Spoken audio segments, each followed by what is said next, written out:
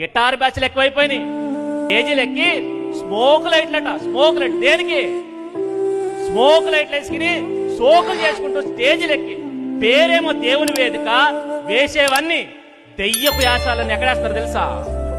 దేవుని సన్నిధి అని పేరు పెట్టి మరి పేరు దేవుని సన్నిధి, దేవుని ఆరాధిస్తున్నామని చెప్పి ఆ వేదిక మీద చేసే పనులేంటి? క్యాబరే డాన్సుల కన్నా దారుణంగా మారిపోయింది కొన్ని వేదికలు, క్రైస్తవ వేదికలు. అందుకనే ముఖాన్ని ఉమ్మూయడానికి సిద్ధంగా ఉన్నారు లోకం.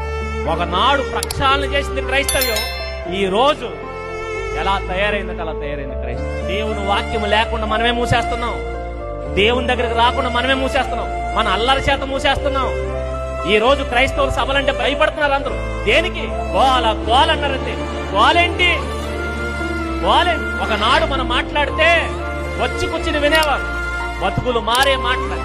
మరి ఈ రోజు 10 మంది చీ అనేటట్టుగా మనమే దిగజారి.